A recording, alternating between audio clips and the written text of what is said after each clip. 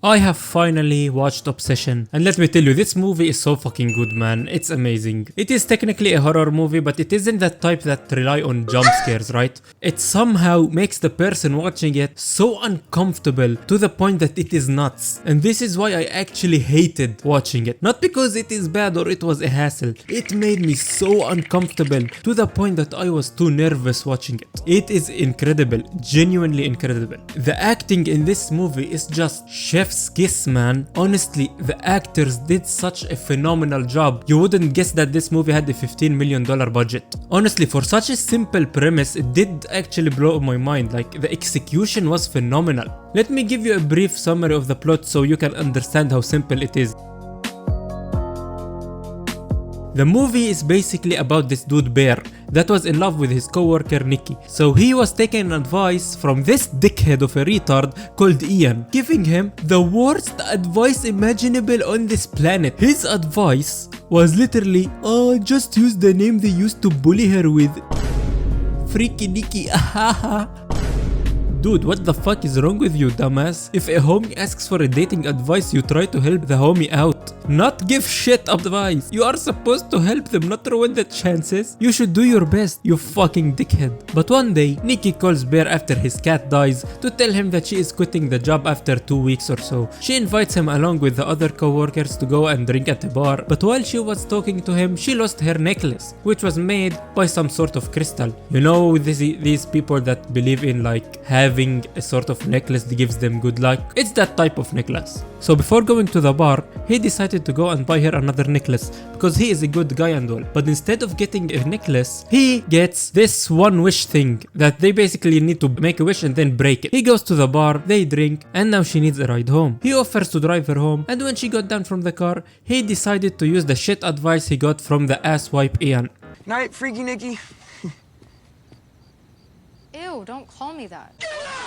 And like everyone suspected, she got upset. But she got a suspicion that Bear actually likes her somehow, so some way the advice kind of works. So she confronts him about it and asks if he actually likes her, but he pushes out. But as soon as she starts entering her home, voila, he cracks the wish. I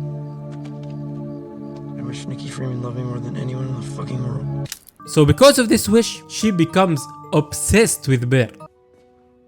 Say that again? And the shit she does is so fucking unnerving, man. It is fucked. You have to watch the movie, I swear. People usually mention that restaurant date scene, right? Because it is one of the creepiest scenes. Oh, no, don't say that! I thought we were having a nice day! We are. Why does it matter? I thought we were having a nice day! We are. But the one scene that had me like, what the fuck? Is the one where she gives him food when he goes to work, man. Do you remember how I told you that his cat died early in the movie?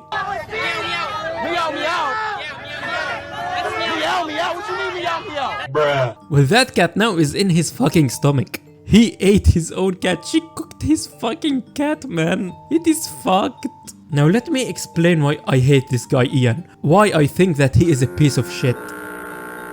So in the last 30-ish minutes of the movie, Nikki completely loses her shit. So Bear finally decided to find a solution. At first, he called the number at the back of the box, and there he learns that there are no take-backsies. And if he wants to reset the wish, you should kill yourself now. But he also tries to go to the store and yells at them for selling wishes. But the guy behind the counter was like, maybe if someone wishes for her to go back to normal, it can negate your wish. I'm not gonna lie, this is actually smart. It is hard to find smart people in horror movies. So he buys 2 wishes.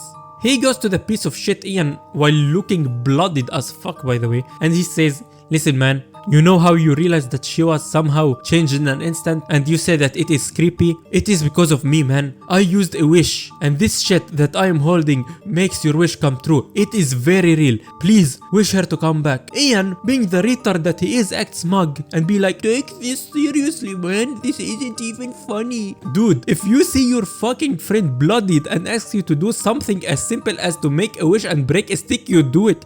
There is always a 0.001% chance he is right. You try your best. But no, this piece of fuck, instead of believing him, he takes a stick and says, I wish to get $1 billion.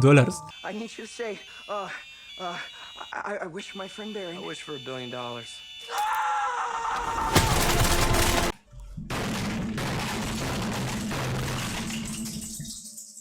You fucking piece of retarded shit. You could have ended it all, you retard. Come on, man.